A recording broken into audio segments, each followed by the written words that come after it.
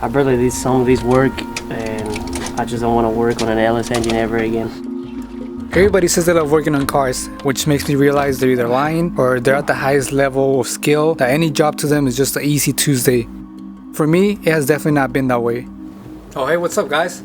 Thank you for stopping by today. I'm glad you were able to find this channel. Either the thumbnail caught your attention or the title. Maybe you just like Corvettes. I know your attention span's only around 5 seconds, so I'm going to try to give you the rundown of the mission real quick. So basically today we're going to attempt to install the LS3 engine that I previously built in my garage floor. We're still trying to get this car done before the beginning of October, which is going to be my birthday.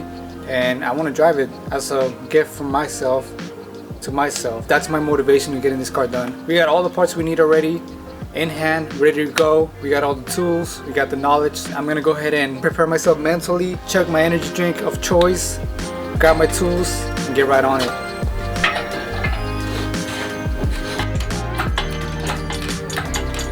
So this is gonna be the last wrenching video until we get the car running and driving. And I know we've had plenty of those already, and trust me, I'm as desperate in getting this car on the road as soon as possible. You're gonna see me struggle a lot. You're gonna see all the difficulties that I faced installing this engine, working against the clock.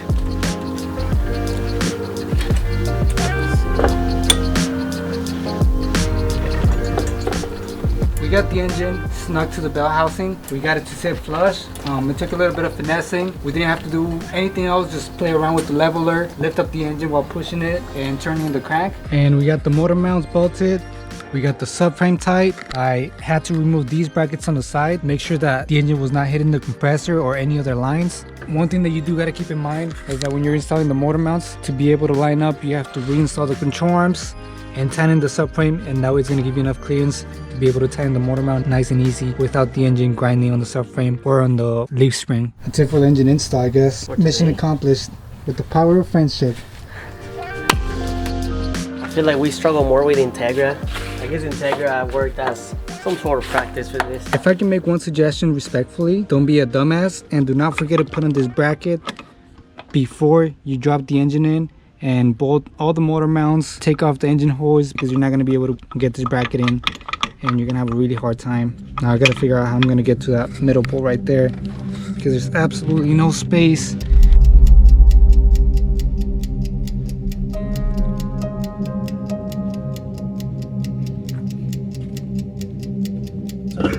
It's in. There we go. And now I just need the head bolts, and we can start bolting them in. So, and I actually had to wait in order a second pair of ARP bolts, because the first one that I ordered was not the right one. This one was for LS9 engines, and these ones are the ones that you're gonna want to get. I'm pretty anxious because of the past problems I had with the torque wrenches. I just hope everything goes smooth. Wait a second. I just found out that I'm doing this whole thing wrong. I'm not using the proper ratchet. I'm using this ratchet, but this is what I should be using. The 24 karat gold ratchet. I just pulled it out to flex. I honestly didn't even remember I had it because I never use it. But let's continue.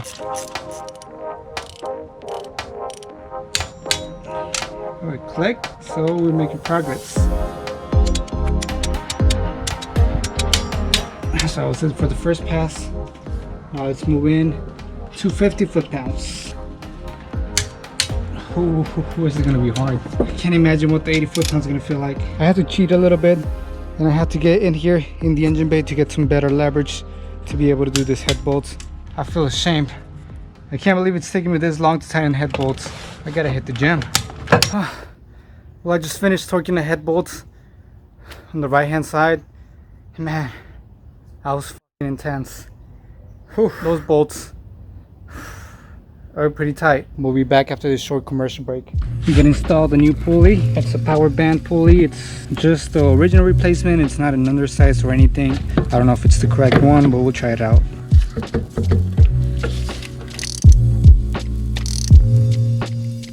So I'm kind of bamboozled right now. I can't get this pulley to line up with the other pulleys. I can't get it to slide any further back for some reason. The original one's supposed to go back here and line up with the other pulleys for the serpentine belt. I hope this is the right pulley for the car.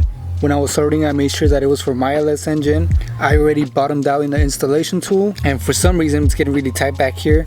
So I think this may not be the one. This is not going to be able to go over it. There's no way. So now I got to remove this harmonic balancer. press it out and go buy another one. Alright guys, so what I think happened is that this pulley is for the wet sump oil system, and mine's obviously the dry sump, and that's why the pulley does not go over, because it's not big enough to take up the big hump with the dry sump oil pump, since it's a lot bigger. This is definitely not gonna work for my car. The website finessed me again, and now I'm gonna have to order another pulley and wait a week for it to arrive. So while I was waiting for the new pulley to arrive, I took care of as many things as I could. For example, a lot of connectors, a lot of brackets, shields, and I also installed the driver's side header, since I don't think I have to do anything else on that side of the engine. And then the next thing that I did is I took a little break and contemplated my existence, but then it was time to get to work again. Alright, now back to the tragedy. So this is the second harmonic balancer pulley that I ordered, and it is also the wrong one. It is not gonna work for the dry sump either. When I first ordered the pulley that's in the vehicle right now from Summit Racing, they never asked me if it was a dry sump or wet sump, and I just imagined that it was gonna be the same, but it's not, obviously. I also went on the GM Direct Parts website and I typed in my VIN. It shows that this one was the one that I needed, and when I went on Rock Auto and I searched for the dry sump pulley, it said that it was this one as well. The universe does not want me to get this car running, because they know that once I get this car running, it's game over for all the other YouTube channels. I don't know how much more I can take with this build, man. It's driving me freaking insane. Third harmonic balancer, it's gonna be a charm. This one's a power band, PB1503N, I believe. It's looking like this is gonna be the one. Clear over the hump, nice and easy, and I'm just working it in without any trouble. So this is gonna be the winner. Alright, so now that I installed the harmonic balancer, I just discovered that this ARP bolt that I also bought from Summit, that I also said it was gonna fit my engine, doesn't even fit. Isn't that just great? So now I'm really mad! As you can see, there's a big difference in the length. This is the LS7, this is the LS3, but the dry sump LS3 takes the LS7 bolt, which is something that they don't tell you when you're ordering the bolt. Oh man, you guys are not gonna believe this, but the machine shop messed up my band ports and actually put the caps in the front ones instead of the rear ones. The rear ones were supposed to be capped off, those little holes you see right here, and these ones were supposed to be open, and this part was supposed to go here, and that's not gonna happen because they actually blocked up the port from this ones by mistake. So now I don't know what the hell I'm gonna do. And the head's already installed, torqued. Normally on any other LS engines, it just has a block off plate right here in the back that kind of looks like this, but for some freaking reason on this engine they did not put those little cap offs on the back. They actually put these rivets. So now I probably have to remove the heads and undo all the work that I've done so far just to be able to take the heads off. That's just freaking annoying that it happened. So I put a little mirror and a flashlight, and it looks like this hole connects to the steam port. So I feel like if I drill it out all the way through, it'll probably fall through here. If not, I don't know what the hell I'm gonna do. This was supposed to be the easiest part of the job, just putting everything back together, but it's not proving that way so far. We've had way too many complications, too many wrong parts ordered. Doesn't matter how much we struggle, I promise you that by the end of this video, this vehicle is going to be ready to be started. Holy shit. It worked. Here it is. It worked. Oh my.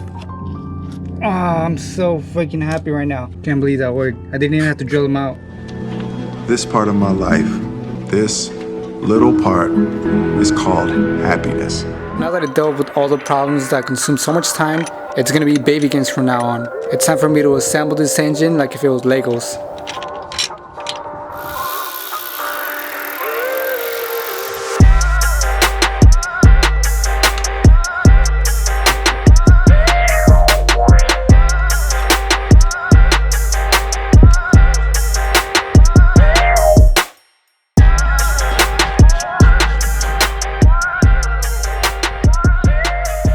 Now that we got our LS3 engine installed with the heads bolted on and all the components attached, it's starting to look like an engine for the first time in so many months. We are so close to starting this engine that I can smell the fumes already.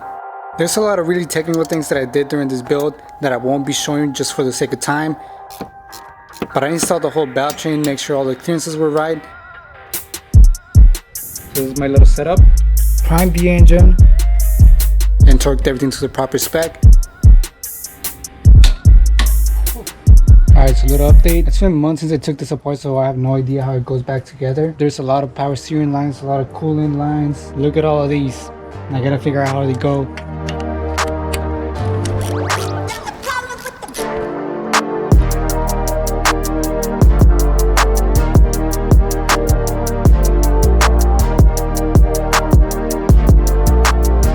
finally put everything back together. But man, this was a freaking journey. As you can see, I'm all trashed, I'm tired, got a lot of cuts. It's September 19, so we have plenty of time to get this car done before my birthday, which is in October. So it's looking really promising. We're right on time, we're right on schedule. Right now what we're looking at is just doing the fluids, putting the hood on, torquing the wheels, and getting it off the air.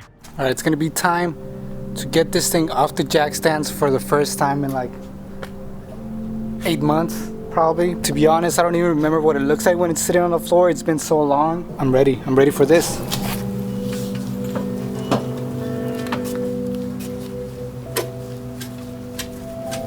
Oh yeah, it's a beautiful sight.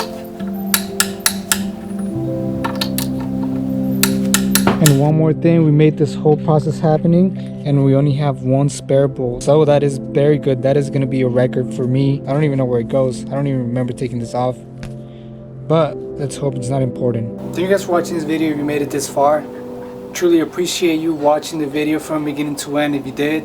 And we'll also appreciate it if you leave a comment down below, because it helps YouTube recommend our videos to other potential car guys or somebody else that might enjoy this type of content. So with that being said, let's try to get this video to 25 likes. And also when you comment down below, it motivates us to keep on uploading these videos because it lets us know that people are watching and that people are interested in this type of content.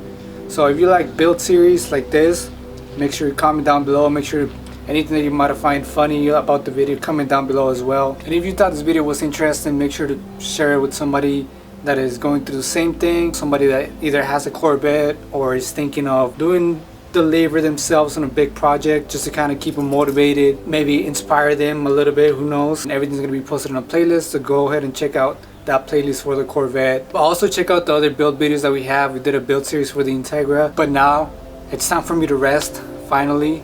I feel like Thanos at the end of Infinity War when he accomplished his mission and he's just chilling there at the farm.